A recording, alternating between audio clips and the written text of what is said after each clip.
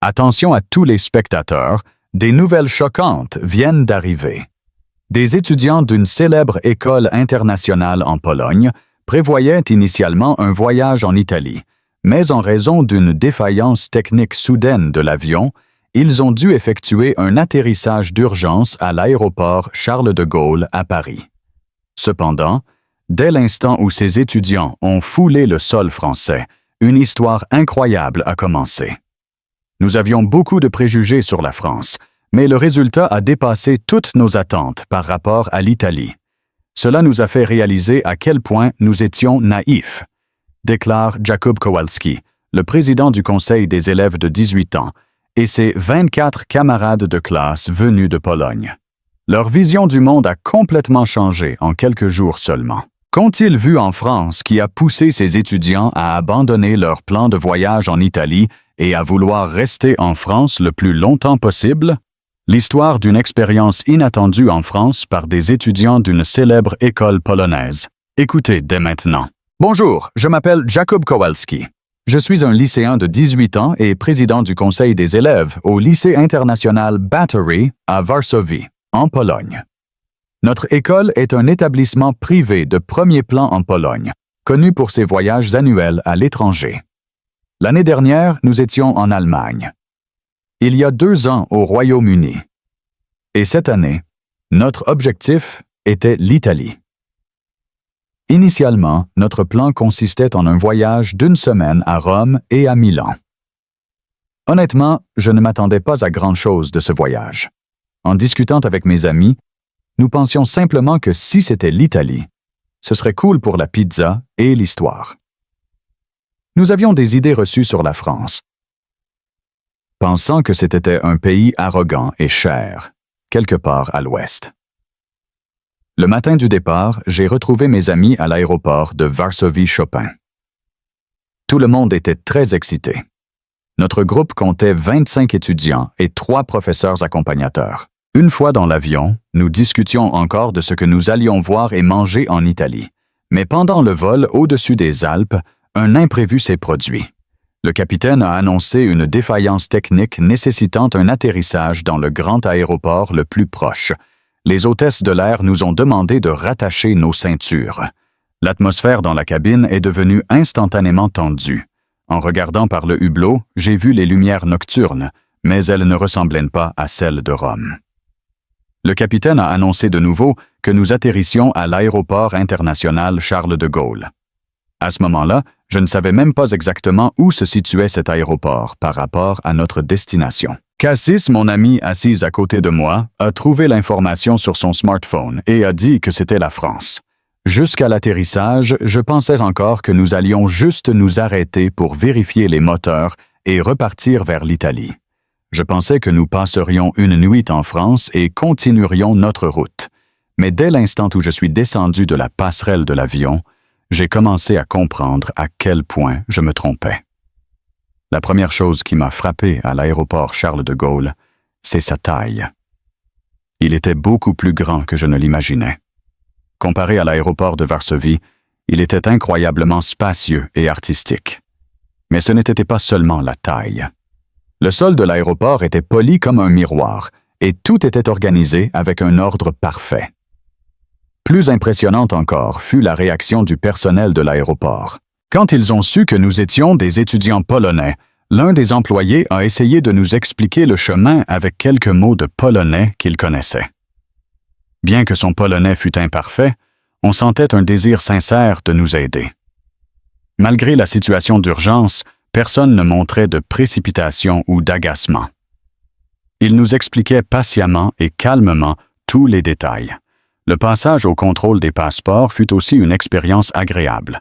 Les officiers ont compris notre situation et, dans un anglais simple, nous ont rassurés en nous disant de ne pas nous presser. En Pologne, j'ai rarement vu des fonctionnaires aussi bienveillants envers des groupes de touristes perdus. En allant récupérer nos bagages, j'ai eu l'occasion d'observer l'aéroport et j'ai vraiment senti à quel point tout était bien organisé ici. Les panneaux étaient en plusieurs langues et très clairs. Toutes les installations fonctionnaient impeccablement. Mais le plus impressionnant était le comportement des gens. Malgré les centaines de passagers allant et venant, personne ne criait ni ne se bousculait. Tout le monde respectait l'ordre et attendait patiemment. C'est une image difficile à imaginer, parfois même chez nous. Cette nuit-là, nous sommes allés vers le centre de Paris et nous nous sommes installés dans un hôtel provisoire près de l'avenue des Champs-Élysées. Je ne me doutais pas de ce qui allait se passer les jours suivants. Je n'aurais jamais pensé qu'en France, que je considérais juste comme une étape imprévue, m'attendait une expérience qui changerait ma vision de la vie. Le lendemain matin, le choc que j'ai ressenti en sortant de l'hôtel et en voyant pour la première fois les rues de Paris est encore vif dans ma mémoire. Nous avons décidé de prendre le métro depuis la station Concorde pour nous promener en ville. Mais dès l'instant où je suis entré dans la station, c'était comme un autre monde comparé à ce que je connaissais. Sur le quai, la première chose qui m'a sauté aux yeux, c'était le comportement des gens. Malgré l'heure de pointe et tout le monde se tenait de manière ordonnée. Quand le train est arrivé, tous attendaient que les gens sortent avant d'entrer calmement. C'était un ordre impressionnant. Plus frappante encore était l'atmosphère dans le wagon même. Bien qu'il fût bondé, l'intérieur était calme. Personne ne parlait fort au téléphone ni ne mangeait. Tout le monde regardait son smartphone ou lisait des livres, s'occupant de ses affaires. En voyant cela, j'ai compris pour la première fois ce qu'est la conscience civique dans une métropole. Le wagon de métro lui-même était impressionnant. Le sol et les murs étaient propres, la lumière vive. On n'avait pas l'impression d'être sous terre. J'ai essayé d'utiliser les toilettes dans une station, et c'était si propre que je n'arrivais pas à croire que c'était des toilettes publiques. Il y avait non seulement du papier et du savon, mais tout fonctionnait parfaitement. Quand nous sommes sortis au centre, près de la tour Eiffel et du Champ de Mars, mes amis et moi sommes restés sans voix. Bien que ce fût un lieu où passaient des foules innombrables, il n'y avait pas de déchets par terre. Cassia a même pleuré sur place. Quand je lui ai demandé pourquoi, elle a dit qu'elle était choquée non seulement par la beauté, mais impressionnée par le fait que tout le monde autour s'efforçait de maintenir cette propreté. Les magasins étaient aussi impressionnants. Dans chaque boutique, les articles étaient soigneusement rangés, les prix clairement visibles. Les employés, voyant que nous étions étrangers, nous saluaient chaleureusement avec un « bonjour ». Même si nous ne nous comprenions pas toujours, ils essayaient de communiquer par gestes et sourires, ce dont nous leur étions très reconnaissants. Ce jour-là, il y a eu un moment où nous nous sommes perdus, car nous ne comprenions pas bien le français et ne pouvions pas lire tous les panneaux. La carte sur le smartphone n'arrivait pas à nous localiser précisément. Nous avons tourné en rond pendant plus d'1 heure. C'est alors qu'un étudiant français s'est approché de nous, remarquant notre désarroi. Cet étudiant s'appelait Antoine. Il a demandé en anglais si nous avions besoin d'aide. Nous lui avons expliqué la situation et il a ouvert une application de traduction sur son téléphone pour communiquer. Il ne nous a pas seulement indiqué le chemin, mais en apprenant que nous venions de Pologne, il nous a recommandé un délicieux bistrot français pas loin. Il a pris de son temps pour aider des étrangers inconnus, sans montrer le moindre agacement. Après avoir quitté Antoine, nous sommes allés au restaurant recommandé et avons été de nouveau agréablement surpris. En commandant le repas, le propriétaire du restaurant, apprenant que nous étions étrangers, nous a expliqué lentement le menu et a même demandé nos préférences pour préparer les plats à notre goût. En sortant du restaurant et en marchant dans les rues du centre de Paris, j'ai découvert une autre facette de la société française. Les rues étaient très propres, non seulement parce qu'elles étaient bien nettoyées, mais parce que les gens avaient l'habitude de ne pas jeter leurs déchets. J'ai vu des gens, après avoir mangé quelque chose en marchant, garder l'emballage vide à la main jusqu'à trouver une poubelle. Ce soir-là, en rentrant à l'hôtel, je suis passé par une supérette ouverte tard. Ici, j'ai ressenti une grande différence. Bien qu'il fût plus de 22 heures, une jeune femme, d'environ 20 ans, travaillait seule. Ce qui est encore plus surprenant, c'est qu'à 7 heures, d'autres clientes entraient calmement dans le magasin. Dans certaines villes, marcher seul la nuit peut être inquiétant, mais ici, tout semblait complètement différent et sûr. L'employé, en nous voyant, nous a salués amicalement. Quand j'ai dit que j'étais de Pologne, Elle a montré de l'intérêt et a essayé de lier conversation dans un anglais simple. Sur le chemin de l'hôtel, je regardais autour de moi. Malgré l'heure tardive, les rues étaient bien éclairées. Les lampadaires étaient installés à bonne distance, ne laissant pratiquement aucun coin sombre. Même à cette heure, je voyais des gens faire leur jogging, des couples d'amoureux se promener et des groupes d'adolescents discuter en marchant. Tous avaient une expression détendue et naturelle sur le visage. Le lendemain, nous avons eu l'occasion de visiter un lycée parisien. C'était une école publique. Dès les équipements, l'école était impressionnante. Chaque classe disposait d'équipements numériques modernes. La bibliothèque et les laboratoires scientifiques étaient bien organisés. Mais ce qui m'a le plus frappé, c'est le système de la cantine scolaire. Bien que plus de 1000 élèves déjeunent en même temps, tout se passait de manière très organisée. Chaque classe avait son tour et tous les élèves suivaient cet ordre naturellement. En attendant dans la file, personne ne poussait ni ne doublait. La qualité du repas était aussi stupéfiante. Un menu équilibré, entrée plat dessert, conçu par un diététicien, et très savoureux. Et le fait qu'un tel repas soit standard pour les élèves était juste choquant. En Pologne, toutes les écoles n'offrent pas des déjeuners de ce niveau. Après le repas, la vue des élèves débarrassant leurs plateaux et triant leurs déchets était très impressionnante. Personne ne leur donnait d'ordre, mais tout le faisait comme une évidence. Le plastique et les déchets organiques étaient jetés dans des bacs différents. En voyant cela, j'ai compris à quel point la conscience écologique est élevée ici. Dans l'après-midi, on nous a expliqué que les élèves participent parfois à la vie de l'établissement. Au début, j'avais du mal à y croire, mais j'ai vu de mes yeux l'implication des délégués de classe.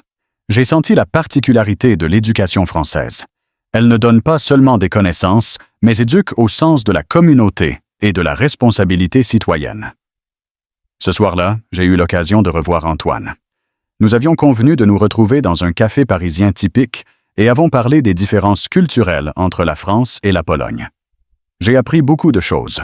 Antoine a dit qu'il a grandi en voyant l'ordre et l'empathie envers les autres comme une norme. Non pas parce que quelqu'un l'ordonnait, mais parce qu'il trouvait cela juste. Les règles, qui m'avaient d'abord semblé strictes, étaient en fait une sagesse permettant à tous de vivre confortablement ensemble. J'ai commencé à le réaliser. Un petit inconvénient pour chaque individu conduit à un grand confort pour la société dans son ensemble. C'était ce genre de concept. À travers la conversation avec Antoine, j'ai eu une nouvelle perspective sur l'individualisme et le collectif. Nous avons souvent une culture qui valorise la liberté personnelle. Mais en France, j'ai vu un équilibre entre liberté personnelle et responsabilité envers la société, résumé par leur devise « Liberté, égalité, fraternité ». C'est l'image d'une société développée, ai-je pensé. Après avoir vécu en France quelques jours, je découvrais de plus en plus de choses. Dans les transports en commun, les jeunes cédaient leur place aux personnes âgées et aux femmes enceintes. Dans la rue, les gens aidaient naturellement une personne en fauteuil roulant. Des gens gentils nous indiquaient le chemin. À nous, étrangers. Tout cela n'était pas un hasard, mais une culture profondément enracinée dans la société française. Le 4e jour, j'ai eu l'occasion de découvrir directement les technologies numériques de la France. Antoine m'a emmené dans différents endroits pour montrer comment les Français utilisent la technologie au quotidien.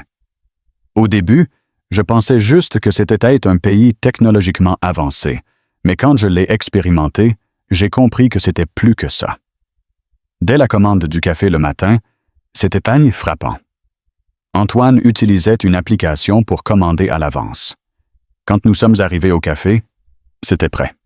Pas besoin de faire la queue pour payer. Avoir un tel système est déjà impressionnant, mais ce qui l'est plus, c'est qu'un étudiant ordinaire utilise cette technologie si naturellement. À l'entrée du métro, c'était pareil. Antoine utilisait son smartphone comme passe Navigo, le posant sur le lecteur. Il y avait du Wi-Fi gratuit dans les stations. Le signal est souvent mauvais ailleurs, mais ici, la connexion était rapide. Pour le déjeuner, une autre expérience intéressante. Antoine a scanné un QR code à l'entrée du restaurant pour voir le menu et payer directement à table via son téléphone. Vraiment très pratique. Mais au milieu de toutes ces technologies numériques, la chaleur humaine n'avait pas disparu, et c'était le plus impressionnant. Le barista du café saluait chaleureusement. Le serveur au restaurant était très attentif. La technologie ne remplaçait pas les relations humaines, elle les complétait. Le soir, j'ai essayé d'utiliser une application de livraison de repas. Antoine m'a montré comment commander. Il y avait une énorme variété de restaurants. Après la commande, on pouvait suivre le livreur en temps réel. En 30 minutes, un repas chaud était livré. Ce qui est surprenant, c'est que le livreur était très poli. Voyant que j'étais étranger, il a souri, m'a salué d'un bon appétit et m'a remis le repas. Ce n'était pas juste une livraison, mais une manifestation de l'esprit de service. De toute cette expérience, j'ai compris le vrai sens du développement technologique. Le 5e jour, j'ai eu l'occasion de rencontrer la grand-mère d'Antoine. Bien qu'elle eût plus de 80 ans, elle utilisait son smartphone avec une agilité étonnante.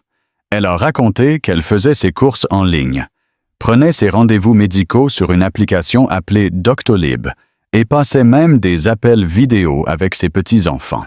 C'était une image très différente de certaines personnes âgées que je connais. La grand-mère a dit qu'au début c'était dur, mais qu'il y avait des aides pour apprendre. Il ne s'agit pas d'abandonner les personnes âgées, mais d'avoir un système qui aide tout le monde à suivre le temps. C'était très impressionnant. C'est l'image d'une société vraiment inclusive, ai-je pensé. Dans les transports, j'ai vu une expérience similaire. Voyant une personne en fauteuil roulant dans le bus, plusieurs personnes ont naturellement fait de la place et proposé de l'aide pour la rampe. Personne n'a donné d'ordre, tous l'ont fait comme une évidence. En voyant cela, j'ai senti la maturité de la société française. Nous avons aussi eu l'occasion de visiter une structure médicale car Antoine avait un rhume. Nous sommes allés à la pharmacie la plus proche. Le processus était très systématisé. Le pharmacien a regardé et a conseillé les médicaments adéquats. Il a expliqué en détail comment les prendre, essayant même d'expliquer en anglais simple. Une telle attitude attentionnée a suscité chez moi un sentiment de gratitude. Ce soir-là, moi et Antoine sommes allés nous promener sur les quais de Seine.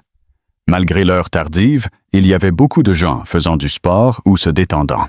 Il y avait des familles, des couples et des groupes d'amis, chacun passant son temps à sa manière. Ce qui est important, c'est que tous avaient sur le visage un sentiment de sécurité et de tranquillité. Les aménagements sur les quais étaient aussi impressionnants. La piste cyclable était bien séparée des piétons. Tout semblait conçu pour le confort des gens. Ce soir-là, en rentrant à l'hôtel, j'ai réfléchi. En France, technologie et chaleur humaine se marient harmonieusement. C'est l'image d'une société vraiment développée. Être juste riche économiquement ou avancer technologiquement ne suffit pas. J'ai réalisé cela. Le matin du 16e jour, la compagnie aérienne nous a contactés pour dire que la réparation de l'avion était terminée et que nous pouvions voler vers l'Italie selon le plan initial. Cela aurait dû être une bonne nouvelle, mais étrangement, mes amis et moi avons ressenti un trouble. Les derniers jours en France avaient été si impressionnants que nous aurions voulu rester ici plus longtemps. Ce jour-là, nous avons passé nos dernières heures avec Antoine et ses amis étudiants.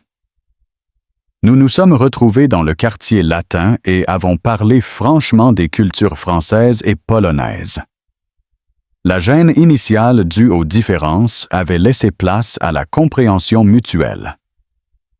Les étudiants français ont aussi montré un grand intérêt pour la culture polonaise. Une atmosphère de respect mutuel régnait. Nous étions assis en cercle dans un salon de thé traditionnel, dégustant des pâtisseries fines. Le décor mêlait modernité et tradition. Une musique douce jouait en fond. Cette atmosphère calme nous a permis de parler encore plus profondément. Une des étudiantes, nommée Claire, m'a demandé « Et en Pologne, que font les adolescents pour la société ?» Cette question m'a fait réfléchir. Honnêtement, beaucoup d'entre nous s'intéressent surtout à leur propre réussite. Mais en France, j'ai vu que la jeunesse est très impliquée. Ils se soucient des problèmes sociaux comme l'écologie et l'aide aux plus démunis.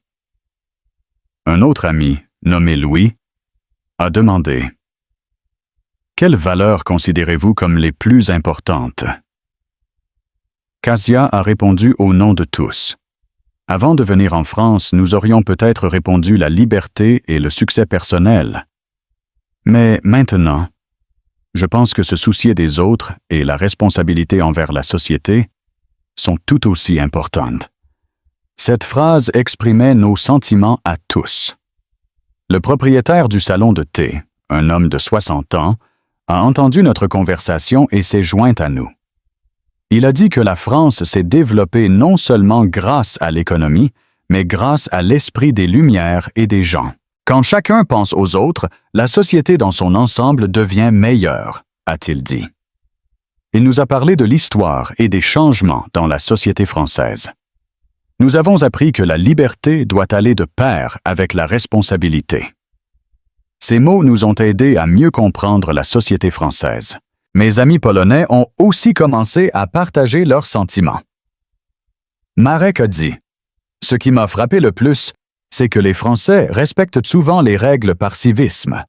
Ils comprennent que ces règles existent pour que tout le monde vive mieux ensemble. » Zofia a ajouté « Je pense que l'éducation française réussit à former des citoyens capables d'esprit critique et d'empathie. » Cassia a raconté que lorsqu'elle a pleuré près de la tour Eiffel, c'était par admiration pour la préservation de la beauté de la ville. Elle a dit « Ici, j'ai vu comment les gens prennent soin de leur patrimoine. C'est un véritable amour pour leur maison commune. » En écoutant mes amis, je réfléchissais à mes propres changements. Il y a quelques jours, j'aurais trouvé le tri sélectif fastidieux. Maintenant, je comprends que ces petits actes reflètent le niveau de civilisation. Les amis français ont aussi partagé leur vision. Antoine a dit « La France n'est pas parfaite.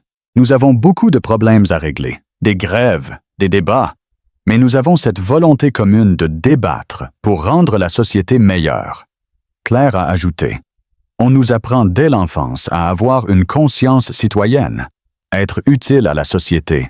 C'est important. » L'atmosphère de ce dialogue respectueux m'a beaucoup marqué. En Pologne, il manque parfois cet échange sincère entre différents groupes. Mais en France, j'ai senti une culture du débat et de l'ouverture. Le soir, nous nous sommes déplacés vers un marché couvert moderne pour manger. Les marchés parisiens sont pleins de vie. Stands de fromage, de vin, de plats cuisinés.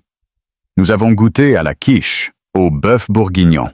Chaque plat avait son histoire. Les vendeurs nous recommandaient leurs produits avec enthousiasme.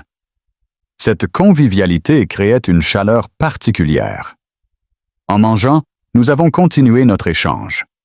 Un ami français nous a demandé « Quand vous rentrerez en Pologne, que voudrez-vous changer ?» J'ai répondu « Je veux rapporter cette conscience citoyenne que j'ai apprise en France. Je ne peux peut-être pas changer toute la société, mais je peux commencer par moi-même. » Cassia a dit « Je veux promouvoir l'éducation écologique dans notre école. » Marek a dit « Je veux participer davantage au bénévolat. » Après le repas, nous sommes allés marcher près de Notre-Dame.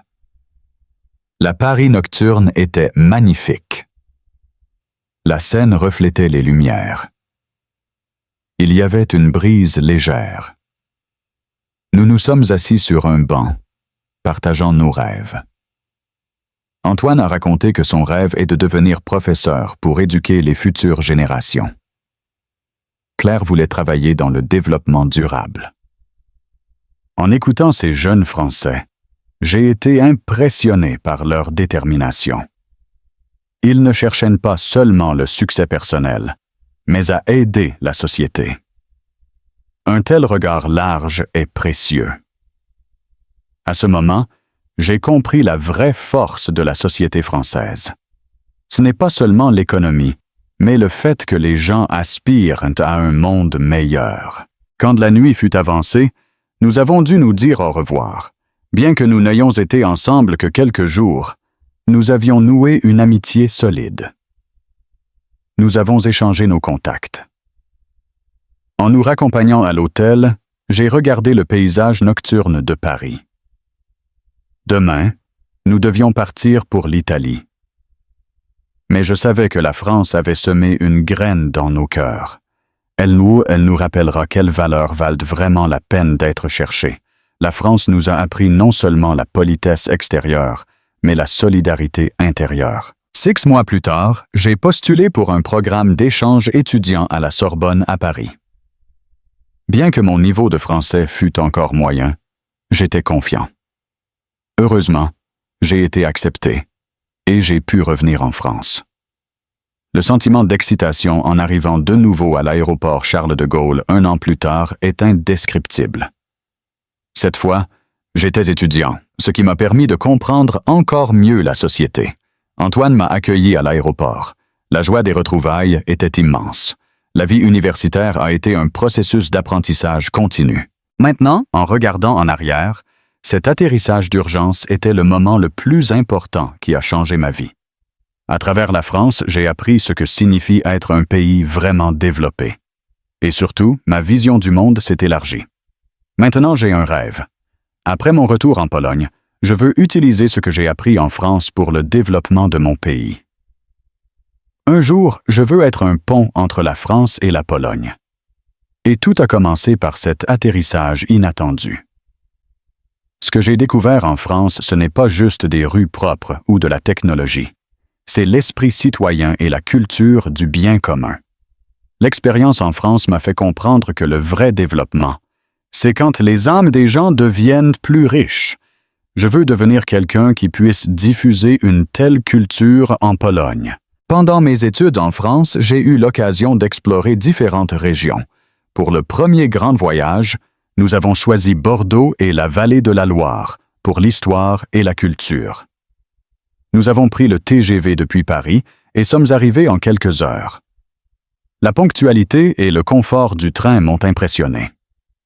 Arrivé à Bordeaux, j'ai senti une atmosphère différente de Paris. Une ville classique, pleine de charme historique. L'architecture racontait l'histoire de la France. Nous avons visité des vignobles et des châteaux. Le propriétaire d'un domaine nous a parlé avec passion de ses traditions. « C'est ici que l'on préserve l'art de vivre à la française », disait-il fièrement.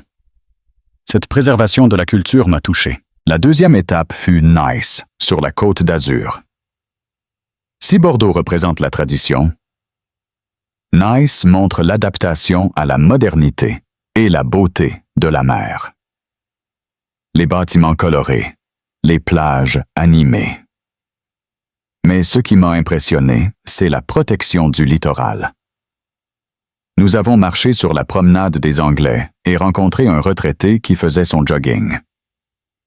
Il nous a parlé de la fierté des Niçois pour leur ville. La troisième étape fut les Alpes et Chamonix, au pied du Mont Blanc. Depuis Paris, nous avons voyagé vers les montagnes. Les impressions face aux Alpes sont d'abord la beauté pure de la nature. La neige, les vastes étendues. Mais surtout, j'ai senti l'importance de la préservation de la nature.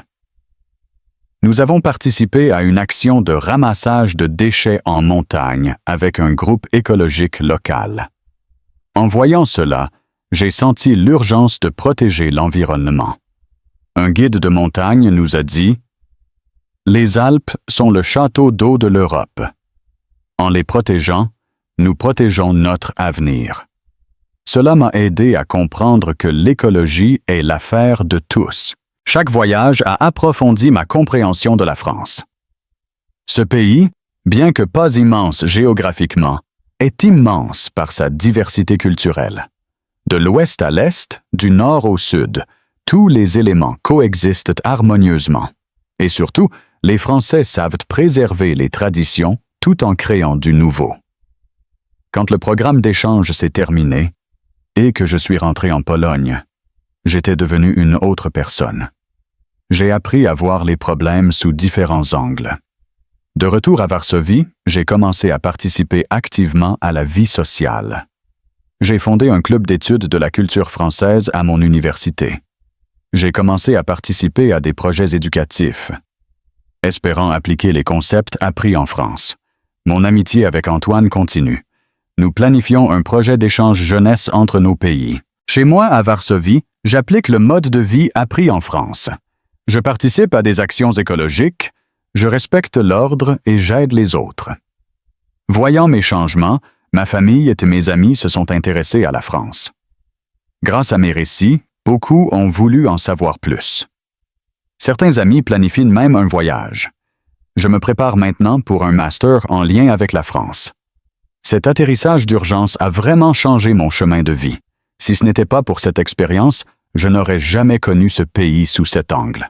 La France m'a appris que le vrai progrès vient de la croissance spirituelle et intellectuelle.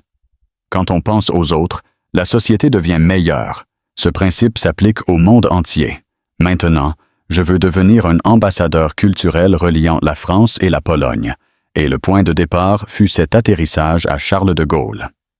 Parfois, le meilleur dans la vie vient d'opportunités inattendues. Cet incident semblait être de la malchance, mais pour moi, ce fut une grande chance. Merci, la France. Merci au peuple français hospitalier. Merci à Antoine. Mon voyage avec la France n'est pas fini. C'est tout pour aujourd'hui. Que pensez-vous de l'histoire de cet étudiant polonais qui a découvert une culture avancée grâce à un atterrissage d'urgence en France? Laissez vos commentaires. Si vous avez aimé, mettez un like et abonnez-vous. Merci d'avoir regardé.